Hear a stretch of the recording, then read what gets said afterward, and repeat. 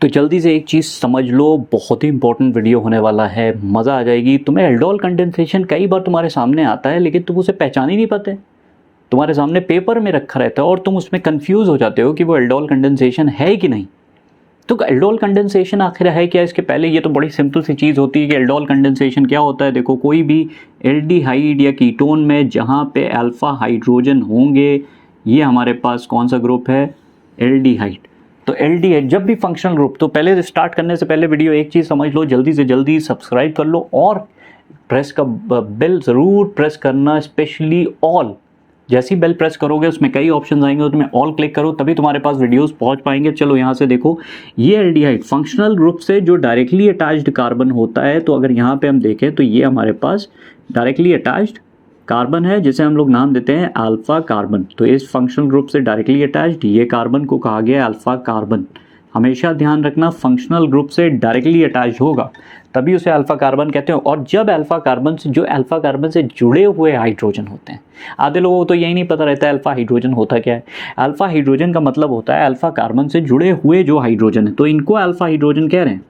तो aldol condensation बड़ी simple सी चीज़ है कि तुमने दो मॉलिक्यूल्स लिए, दो मॉलिक्यूल CH3 मान लो, दो एल्डिहाइड, इस केस में हमने इथेनॉल ले लिया है, इसको बेस की प्रेजेंस में हीट करा गया तो प्रोडक्ट क्या बनता है। तो प्रोडक्ट बनाने की भी ट्रिक हमने इससे पहले कई वीडियोस में बताई है, और फिर से देख लो कि यहाँ पे तुम्हें दो मॉलिक्यूल में से एक मॉलिक्यूल को इस तरह से लिख दो वर्टिकल पोजीशन में, इससे प्रोडक्ट बनाना बड़ा आसान होता है। ये तुमने ऊपर नीचे लिख दिया, दूसरे मॉलिक्यूल का अल्फा हाइड्रोजन, एक अल्फा हाइड्रोजन, दूसरे मॉलिक्यूल का अल्फा हाइड्रोजन रखो ऑक्सीजन के सामने और अल्फा कार्बन रखो कार्बोनिल वाले कार्बन के सामने, बाकी उसी तरह से लिख दो। देखो एल्डिहाइड तो लिखा है, लिखा तो वही है CH3 COOH।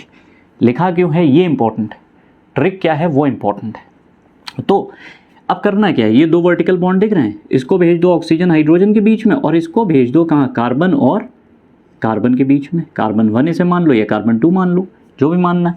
तो ये जब बन के आएगा तो तुम्हारे सामने स्ट्रक्चर उभर के आएगा CH3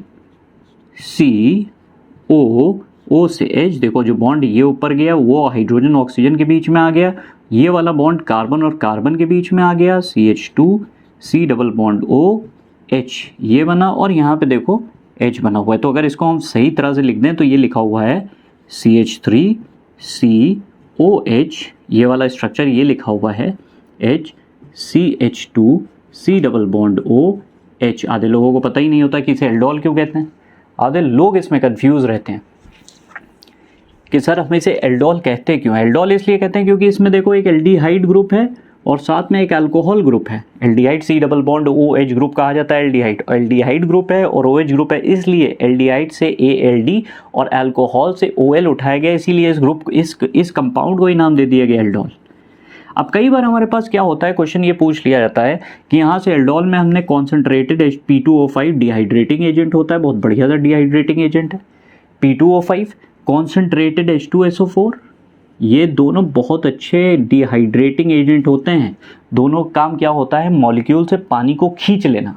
कॉन्सेंट्रेटेड H2SO4 बहुत तगड़ा डिहाइड्रेटिंग एजेंट होता है। देखो OH यहाँ से और H यहाँ से चला जाएगा, तो अगर हम इसको यहाँ से तुम्हारी आसानी के लिए बनाएं तो यहाँ से हाइड्रोजन अगर हम ये दिखा दें, इसका एक हाइड्रोजन हमने अपनी आसानी के लिए ये दिखा दिया, तो देखो यहाँ से ये हम हटा दे रहे हैं क्या, H2O को, पानी निकाल दिया। तो जब पानी निकल जाएगा यहाँ पे देखो एलिमिनेशन हुआ इसलिए डबल बॉन्ड आ जाएगा, तो CH3 CH double bond CH C double bond OH, ये देखो एल्डिहाइड बन गया, बना। अब देखो एल्डिहाइड है फंक्शनल ग्रुप, ये अल्फा ये बीटा, और अल्फा और बीटा के बीच में अनसैचुरेशन है। अनसैचुरेशन का मतलब डबल बॉन्ड, अनसैचुरेशन का मतलब डबल बॉन्ड, इसीलिए हम लोग इसे कहते हैं अल्फा बीटा अनसैचुरेटेड एल्डिहाइड, भी इसे नाम दिया जाता है अल्फा बीटा अनसैचुरेटेड। तो कई बार क्वेश्चन ऐसे आता है कि हम लोग उसको पहचाने कैसे पहचाने, सर हमारी आंखों के सामने से निकल गया और एल्डोल था, सर वो क्वेश्चन एल्डोल था, पता ही नहीं चला, पता ही नहीं, मैं तो रट के गया था, मेरे सामने से ही निकल गया। तो देखते हैं वो कौन से ट्रिक्स हैं जिससे तुम ये अंदाज़ा लगाओगे कि ये एल्डोल रिएक्शन है। उससे पहले जल्दी से सब्सक्राइब और नोटिफिकेशन बेल ज़रूर प्रेस करो, स्पेशली ऑल पे क्लिक करो, तब वीडियोस तुम्हारे पास आते रहेंगे। देखो अगला पार्ट क्या है इंपॉर्टेंट। वीडियो को पॉज करो फौरन और नोटिफिकेशन बेल को प्रेस करो और उसमें ऑल ज़रूर दबाओ, तभी आने वाले वीडियो से हेल्प मिल पाएगी, वरना कुछ नहीं। ट्रिक नंबर 1, तुम्हारे सामने ये लिख के आया और तुम्हें पता ही नहीं चला ये कौन सा है एल्डोल कंडेंसेशन। क्यों नहीं पता चला? क्योंकि पहली चीज़ तो तुम्हें ये लगा कि CH3 है भाई, इथेनॉल। तुमने चलो अगर बड़ी मुश्किल से मेहनत करके कुछ स्ट्रक्चर्स याद किए हैं तो यहाँ तक ही तो पहुँच गए। उसके आगे तुम ये ढूंढ रहे हो कि तुमको तो पढ़ाया गया था सर, मुझे तो पढ़ाया गया था 2 मॉलिक्यूल होने चाहिए थे, यहाँ तो एक ही मॉलिक्यूल है, तो क्या करूँ? और दूसरी चीज़ बेस भी नहीं दिए, बेस भी तो नहीं दिया था सर। अरे भैया, बेस को रिप्रेजेंट करने का ये तरीका होता है OH-। और हाँ, कभी भी तुम्हें 2 मॉलिक्यूल नहीं दिए जाएंगे, वो सेल्फ अंडरस्टूड होता है। तुम्हें 2 मॉलिक्यूल मानना, तुम्हारी सबसे इंपॉर्टेंट चीज़ ये है कि तुम्हें वो एल्डिहाइड ढूंढना है। पहली चीज़ कि एल्डिहाइड है, अगर एल्डिहाइड है क्या उसमें अल्फा हाइड्रोजन है, ये पहली ज़रूरत है एल्डोल की।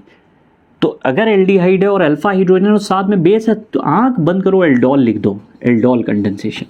यहाँ प्रोडक्ट बनाओ, ये एल्डोल का तरीका होता है, हमेशा ध्यान रखो ये तरीके होते हैं। भूल गए, वहाँ पे तुम्हारे सामने लिख के आया, तुम 2 मॉलिक्यूल ढूंढ रहे हो। 2 मॉलिक्यूल नहीं, वो तो एक तरह से हमने एक मैकेनिज्म है, एक तरह से तुम कह सकते हो उसको, एक बैलेंसिंग का तरीका है कि तुम्हें 2 मॉलिक्यूल दिखाई नहीं जाएंगे, तुम्हें बस इथेनॉल लिख के बेस की प्रेजेंस में दे दिया जाएगा, करो। एक दूसरा तरीका ये होता है जहाँ पे कंफ्यूजन होता है, पहचान नहीं पाते लोग। तुमसे ये पूछा कि भाई इथेनॉल से अब 3 हाइड्रोक्सी ब्यूटेनॉल बना दो, लो फिर से कंफ्यूजन शुरू हो गया। ये कौन सा कन्वर्जन दे दिया भाई, अब छोड़ के चले आए। अरे कुछ नहीं था, ये जब प्रोडक्ट हम एल्डोल का प्रोडक्ट बनाते हैं, इथेनॉल से जब हम प्रोडक्ट बनाते हैं, तुम गौर करो तो ये वही तो प्रोडक्ट था।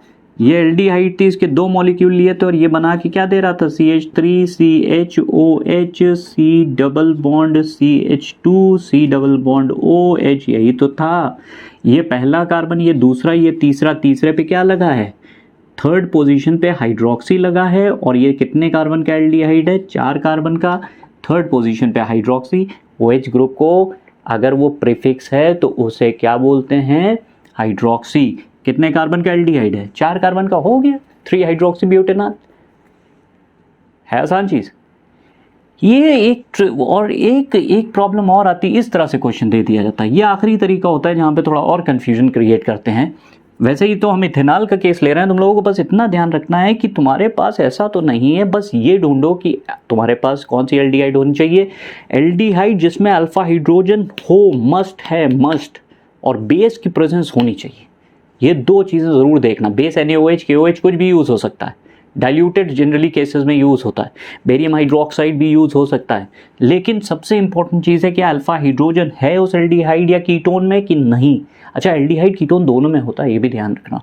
एक तरीका ये होता है, कई बार कन्फ्यूजन ऐसे दे देते हैं, CH3 और तुम्हें इथेनॉल तुम्हें ये दे दिया और तुमसे कहा कि बनाओ इससे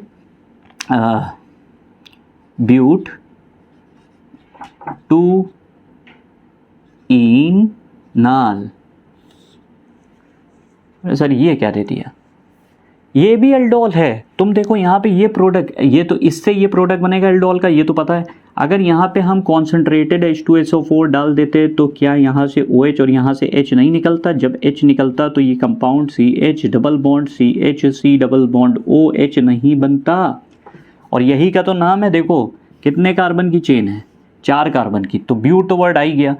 फर्स्ट पोजीशन हमेशा फंक्शनल ग्रुप को दी जाती है। सेकेंड पोजीशन पे देखो डबल बॉन्ड स्टार्ट हो रहा है, तो सेकेंड पोजीशन ब्यूट 2 इनॉल। तो तुम्हारे दिमाग में आ रहा होगा कि ब्यूट 2 सेकेंड पोजीशन पे, इन है फर्स्ट पे, एल्डिहाइड, तो 1 आल क्यों नहीं लिखा? हमेशा एल्डिहाइड टर्मिनल पोजीशन पे होता है, इसलिए आल यूज करते हैं। तो यहाँ पे तुम्हें सेल्फ अंडरस्टूड है उसकी पोजीशन। तो ये भी क्या था, ये भी एल्डोल कंडेंसेशन था। यही प्रॉब्लम होती है, तुम्हारे पास ट्रिक्स की कमी है। जल्दी से सब्सक्राइब करो और ज़रूर से ज़रूर बेल आइकन प्रेस करो और नोटिफिकेशन का बेल दबाने के बाद उसमें ऑल ज़रूर क्लिक करो। ये एल्डोल कंडेंसेशन का तरीका है, इसके बिना तुम्हारा काम ही नहीं चलेगा। तो कभी भी 2 मॉलिक्यूल मत ढूंढना, कभी भी ये चीज़। और एक ट्रिक ये है, इसको पहचानने की हमेशा याद रखो कि हम लोग लेकर चल रहे थे कितने कार्बन, जल्दी से पहले नोटिफिकेशन बेल दबाओ जल्दी से। नोटिफिकेशन बेल दबा के ऑल को प्रेस करो। हम कितने कार्बन का एल्डिहाइड लेकर चल रहे हैं? 2 कार्बन का, और हमेशा हमें प्रोडक्ट 4 कार्बन का मिल रहा है। ये देखो, मतलब तुम अगर गौर करो तो चेन हमेशा बढ़ती है। ये नहीं कह सकते डबल होगी ट्रिपल होगी, लेकिन हाँ, अगर 3 कार्बन लेकर चले हो तो वो कार्बन चेन की टोटल कार्बन चेन 6 हो जाएगी। 2 लेकर चले हो तो 6 कार्बन बढ़ेंगे। मतलब ये देखो, यहाँ एल्डिहाइड 2 कार्बन का लेकर चले थे, कितने कार्बन का एल्डिहाइड मिल रहा था? 4। तो अगर 3 का लेकर चलोगे तो 6 मिलेगा, 6 का लेकर चलोगे तो 12 मिल जाएगा। जस्ट डबल कार्बन चेन हो जाती है एल्डिहाइड। ये भी एल्डोल का एक तरीका होता है पहचानने का, इसको पहचानने की कोशिश करो। तो नेक्स्ट में और वीडियोस आ जाएंगे जिसमें तुम्हें हम ट्रिक्स बता देंगे, जिससे तुम्हारी हेल्प हो जाएगी। नीट और जेईई वाले भी, उनके लिए भी हेल्पफुल है, ये बहुत इंपॉर्टेंट है। तो जल्दी से सब्सक्राइब का बटन दबाओ और क्लिक करो। मिलते हैं नेक्स्ट वीडियो में। Thank you all of you.